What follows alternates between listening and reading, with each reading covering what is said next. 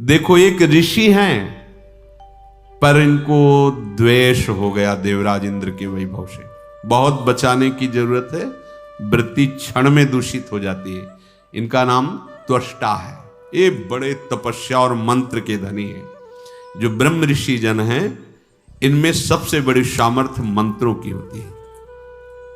दैवाधीनम जगत सर्वे मंत्राधीनम देवता ते मंत्रा ब्राह्मणाधीनम तस्मात् ब्राह्मण देवता। वो ब्राह्मण देव देव इसीलिए होता है कि मंत्रों, इन्होंने मंत्र के बल से ऐसा पुत्र प्रकट किया जो 3 सिर वाला देवराज इंद्र को मार सके। इंद्र ने पहले तप भ्रष्ट करने के लिए विश्वरूप जी के पास अप्सराएं भेजी, पर वो सफल नहीं हो पाई। तब क्रोधावेश में वज्र से प्रहार किया, फिर भी वो प्राण तो निकल गए, पर तेज उनका वैसे ही दमक रहा। तो उनको भय लगा कि कहीं फिर ऐसा प्रभाव न प्रकट हो जाए, तो लकड़ारे से, कुल्हाड़ से उनके गर्दन कट। तो 3 रूप थे। उसमें से ये वर्णन किया कि कपिंजल नाम का पक्षी, जो वेद ध्वनि जिस मुख से होती थी, वो प्रकट हुआ, और जिसके द्वारा वो भयावह मुख, तो उसमें तीतर पक्षी, बाज पक्षी प्रकट हुआ, और जिससे सुरा पीते थे उससे गौरैया नाम का पक्षी प्रकट हुआ।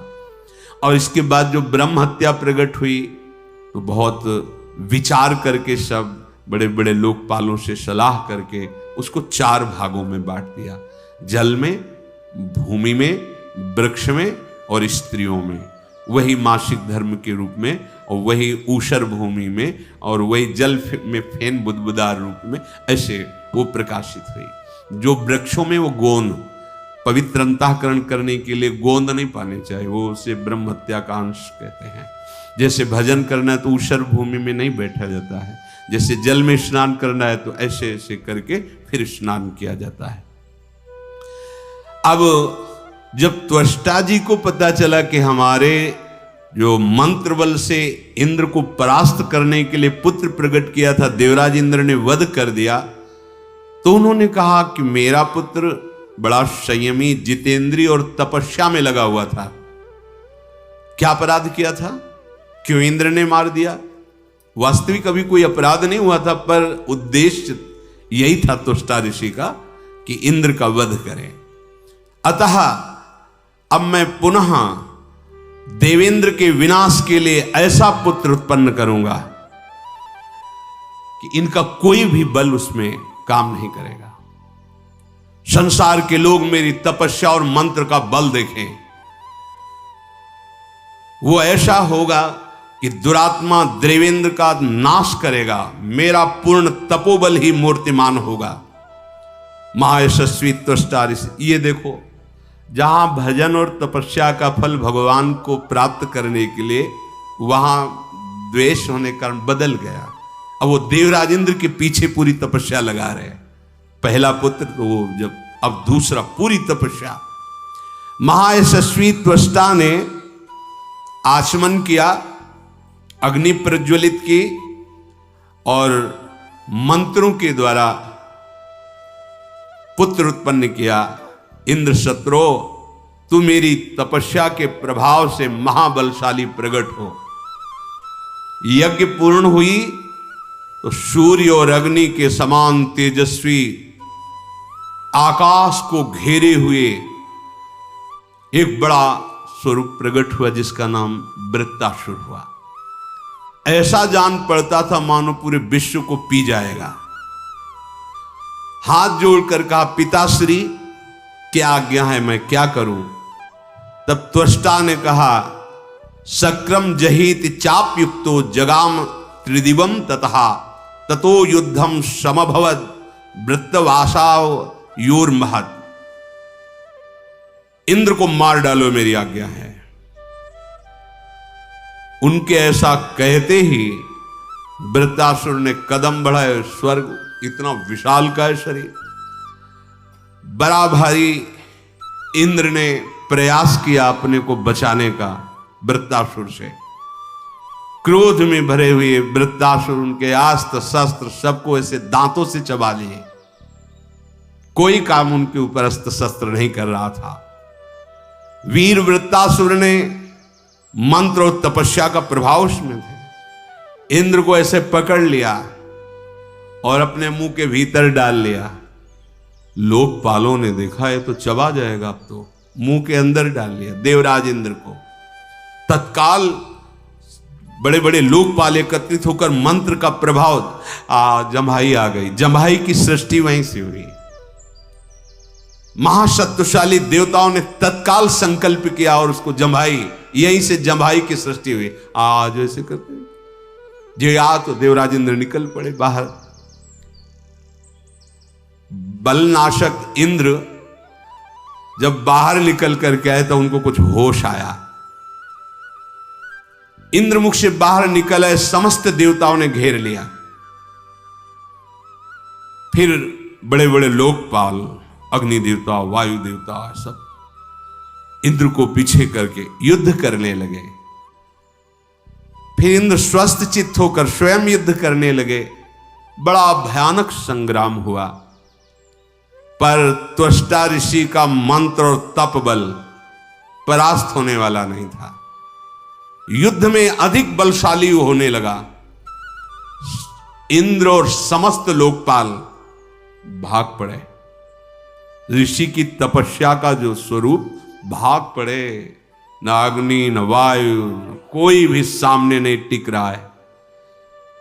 अब देवताओं को बड़ा दुख हुआ कि जब स्वयं इंद्र और बड़े बड़े लोकपाल त्वष्टा के तेज से सब भयभीत हो गए और सबने सलाह की कि अब क्या किया जाए। भय से मोहित हुए सब विचार करके एक ही बात पे पहुंचे कि भगवान श्री हरि की शरण में चलो, दूसरा कोई उपाय नहीं। तो सब मंदराचल के शिखर पर गए और एकत्रित होकर हाथ जोड़ करके वृत्रासुर के भय से पीड़ित होकर श्री भगवान का स्तवन किया। सबने प्रार्थना की, प्रभु जब जब हमें संकट पड़ा है आपने ही बचाया है। नाथ, आपने मेरे लिए मोहिनी अवतार धारण किया, दैत्यों के हाथ से अमृत छीना और युद्ध में सब दैत्यों का संहार किया। महादैत्य बलि को बांधने के लिए आपने मेरे कारण ही वामन अवतार धारण किया और आपने इंद्र को देवताओं का राजा पद पुनः प्रदान किया बलि से छीनकर। आप संपूर्ण देवताओं के स्वामी, चराचर जगत के स्वामी, हे देवाधिदेव, हे अखिल विश्व वंदित सुरश्रेष्ठ, आप हम सबके आश्रयदाता हैं, हमारी रक्षा कीजिए। ये वृत्तासुर अपने प्रभाव से हम सब देवताओं को परास्त कर लिया है, अब आप ही मुझे बचा सकते हो। श्री भगवान बोले, देवताओं, तुम लोगों का उत्तम हित अवश्य करूंगा, अतः तुम सबको एक उपाय बताऊं जिससे वृत्तासुर का अंत होगा।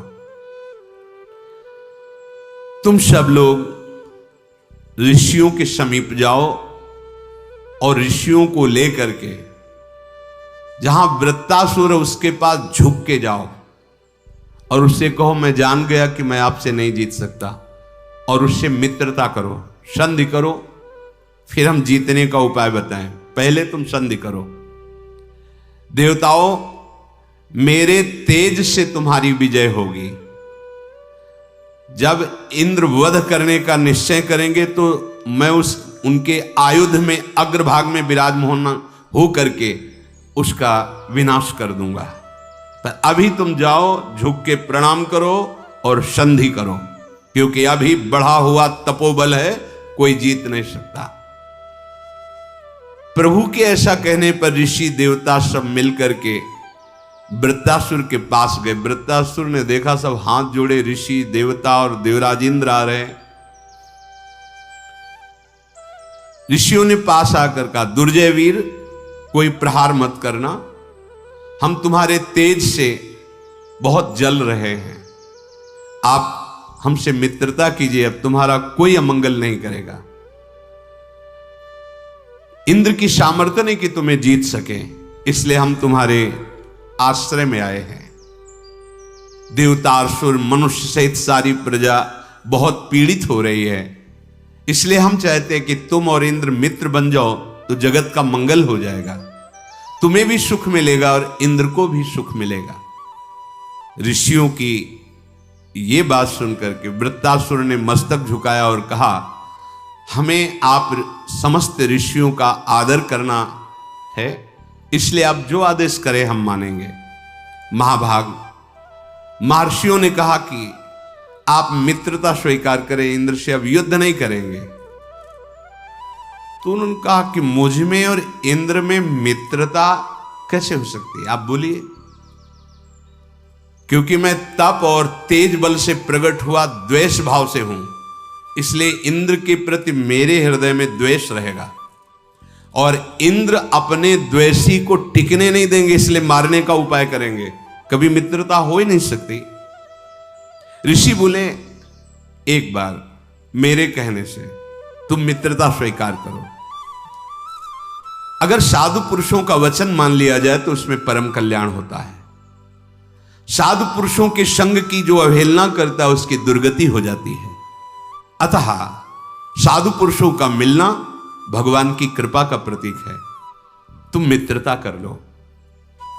सकृत सताम संगतम लिप्सितव्यम ततः परम भविता भव्यमेव।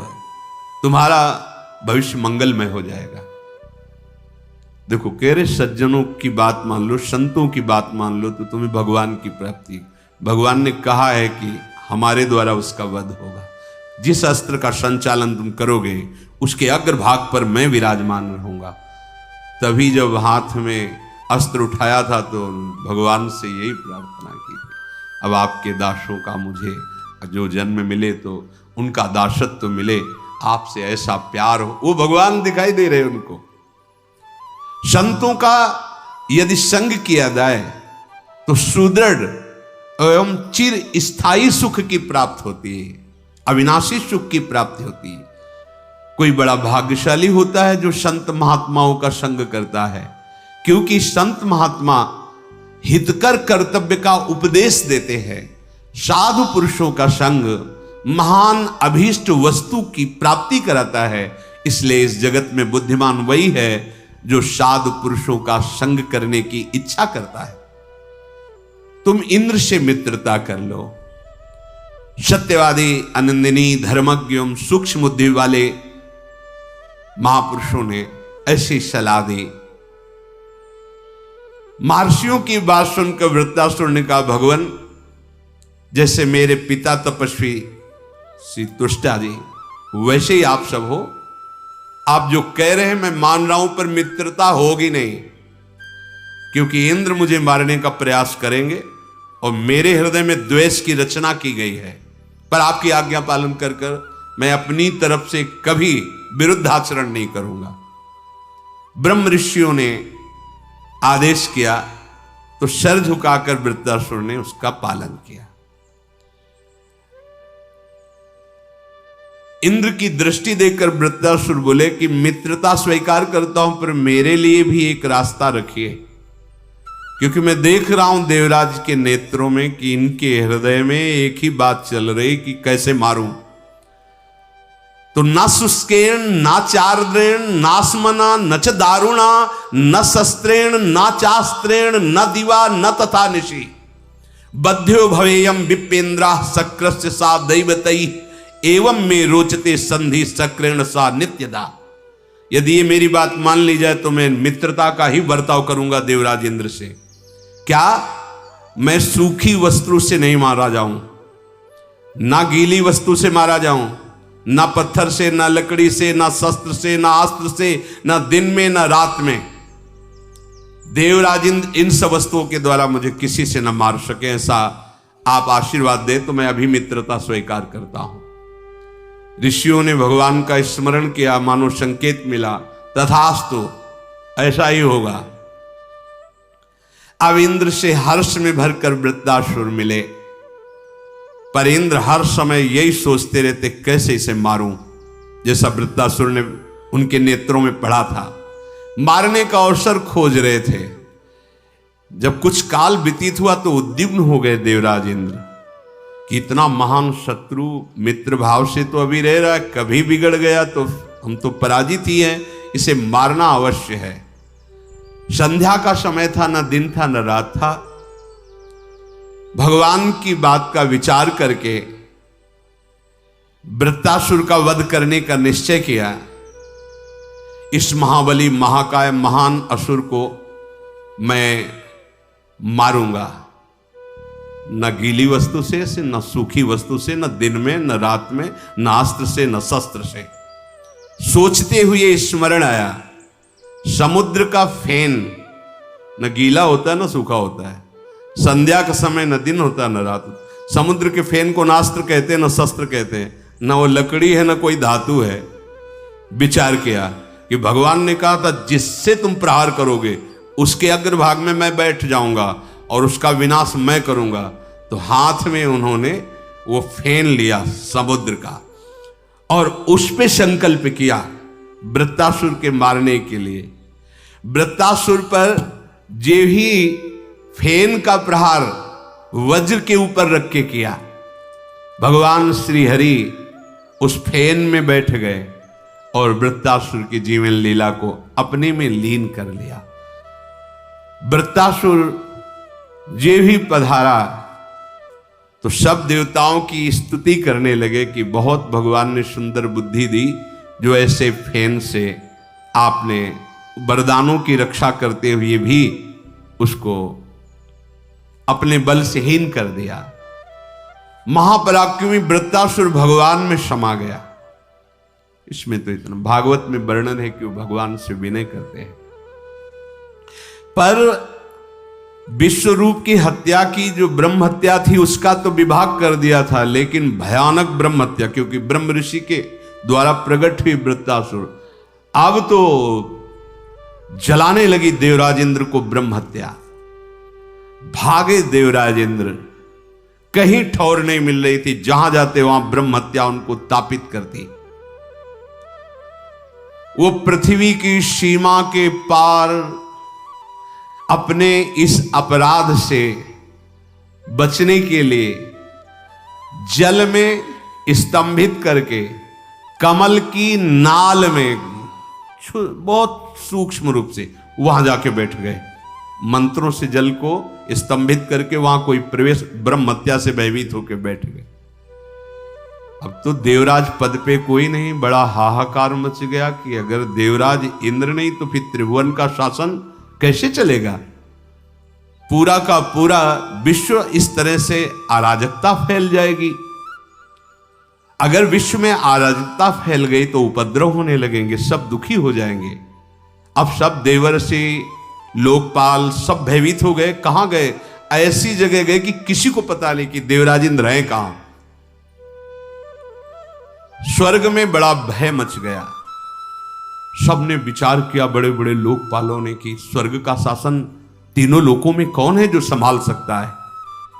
तो विचार कर देखा गया, बड़े पुण्यात्मा, बड़े बड़े यज्ञ करने वाले धर्मात्मा महाराजा नहुष, ये बड़े बड़े देवता, लोकपाल, ऋषि सब नहुष जी के पास गए और कहा कि हम तुम्हें त्रिभुवनपति देवराज इंद्र के पद में अभिषिक्त करना चाहते हैं, आप इसे स्वीकार करें।